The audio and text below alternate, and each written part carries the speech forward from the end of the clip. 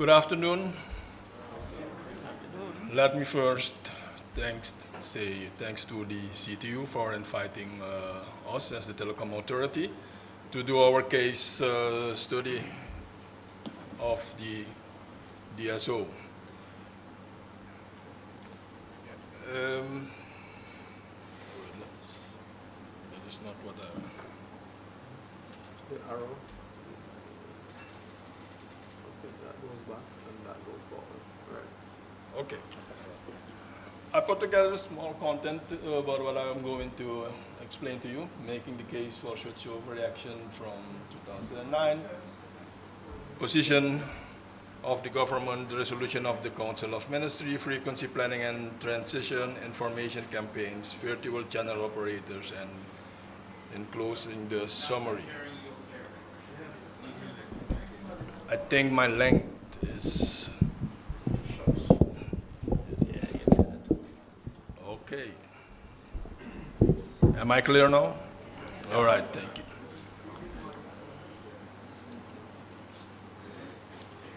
So, making the case switchover.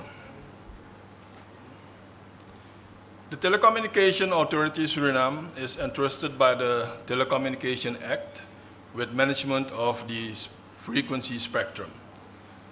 And with a significant number of non-operational licenses and the growing applications annually, there was no space left for the issuance of new licenses.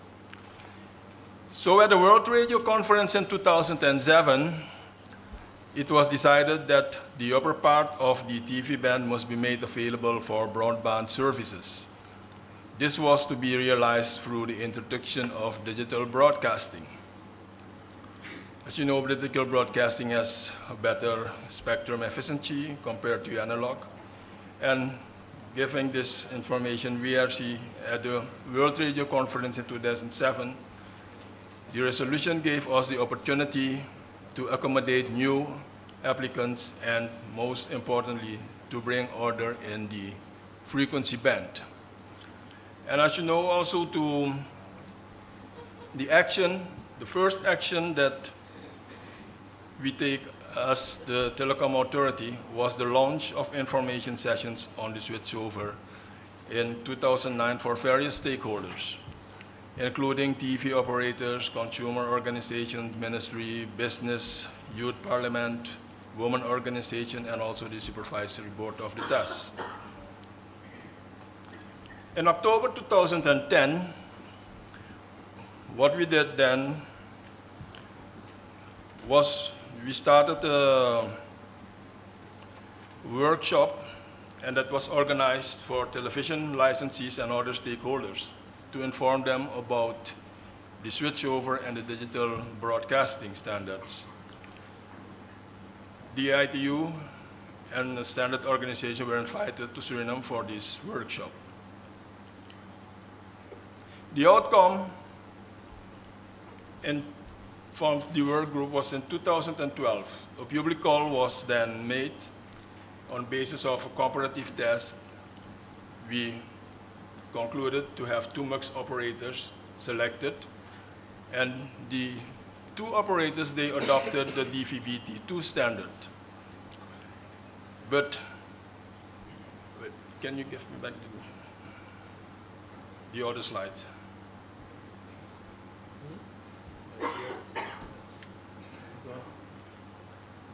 Yes, because I was not finished with that. But not everyone was pleased with this outcome. The reason why, because there were some concerns of the existing operators.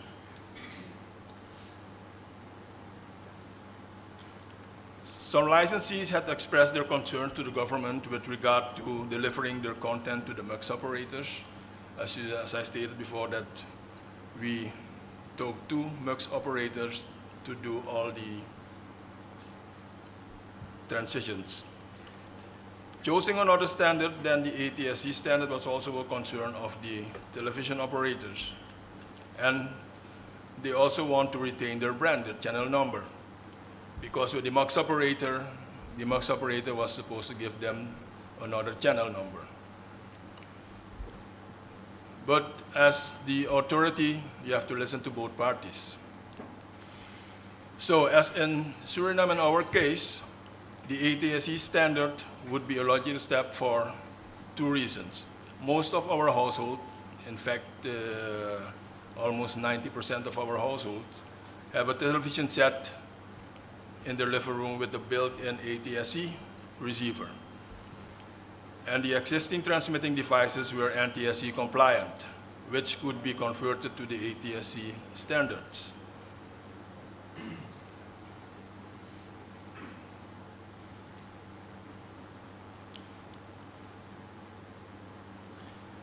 In this particular case, the government has also their position. And the government had taken into account the fact that television sets on the Surinamese market are bought in the US and which are already in the living room of many households. This set supports the American ATSC standard. In order to minimize the cost for the viewer, it is logical to choose the ATSC standard. Choosing the DVB-T2 standard would impose cost for the viewers because they will be obligated to purchase a set-top box. With respect to content, the government agreed that no obligation should be imposed on the current license holders. That means that they are not required to deliver their content to the MUX operator. The government agreed that full control should be given to the operator over their content. And as the government also supports efficient use of the frequency spectrum, in this context, frequencies of non-operational license holders were revoked, since they have not complied with the license conditions which states that they should be operational within a year.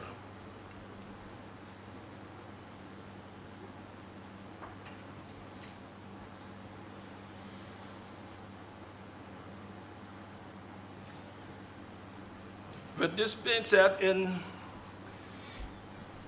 at 4th of March in 2014, the Council of Ministers decided that the ATSC and the DVB-T2 standards will be used for the distribution of television signal via digital networks. Probably it's a little bit strange because it was chosen for two standards. The ATSC was special for the free-to-air, and the DVB-T2 was for pay cable TV. And also the Council of Ministers decided that the digital dividend will to be used for broadband services, and that the Telecom Authority will be responsible for developing a detailed plan for the transition.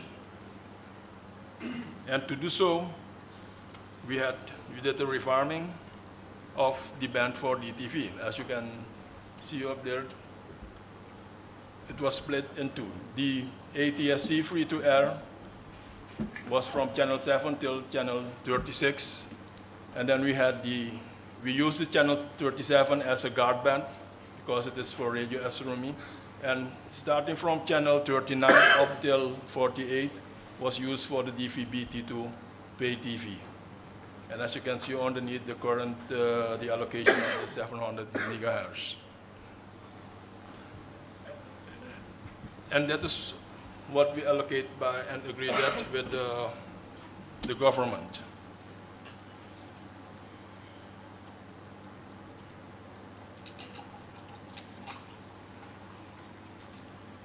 So with this given, we had to start our information campaign as the Telecom Authority.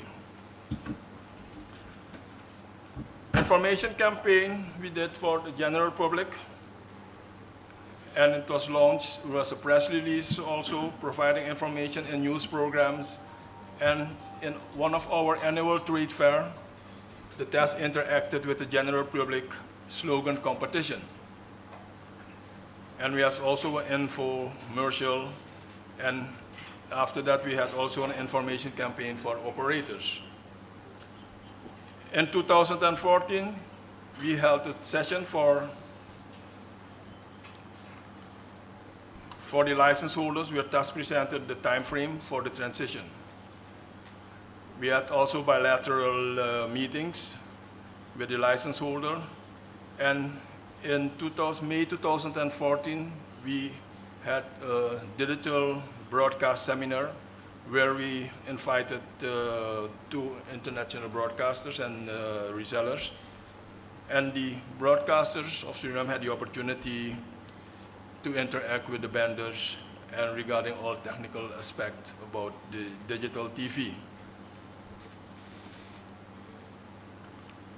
And then on Friday, the 11th of July, 2014, we had our first launch of digital TV. Some people may say the first launch would be in our city, Paramaribo. No. But what the president did is that he did the first launch in one of our districts. In Suriname, we have 10 districts, and Brokopondo is one of our maroon districts. And during his visits to the district, he did a promise to the villager up there that he will bring digital TV to their district. And one of the main reasons was also that during that time, 2014, there was the World Cup football. But he promised them he will bring the World Cup to them, but there were some delay. But still, as you see, it was the 11th of July, and the finals were at the 13th, so they could watch the final. Okay. So he kept his promise in a way. And after that, rapidly, we had the transition in other districts and also in Paramaribo.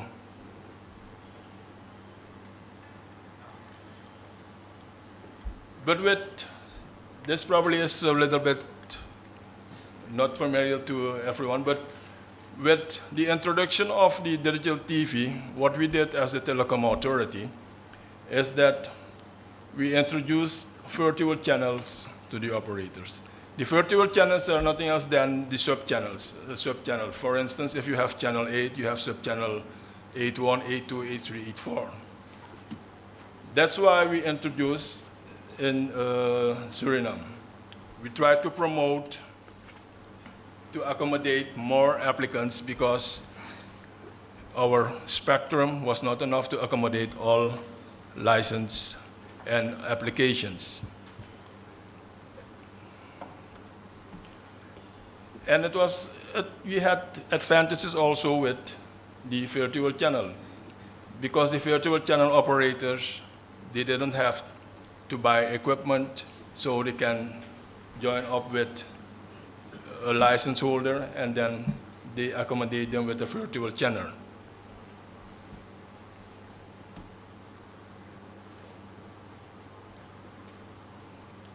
So in summary, I can say that before we started the digital TV, we had 18 channels, 18 frequency, analog, and 18 programs.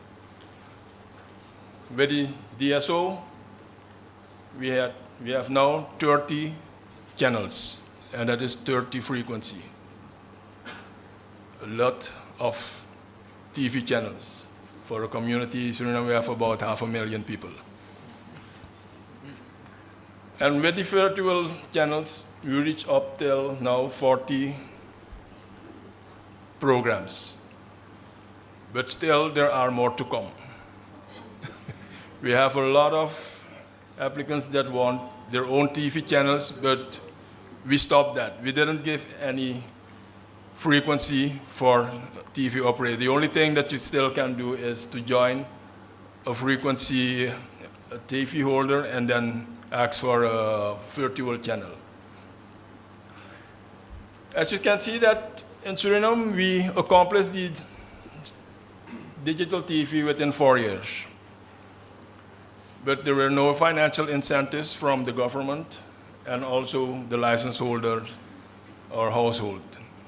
It was all in private for the TV operators to do their own thing, to buy their own equipment. We adopted 2 standards, as I say, the ATSC and the DVB-T2. Up till today, we have 98% switchover. We have in one of our districts in the west, that is Naikeri, there are only 3 stations that are still analog.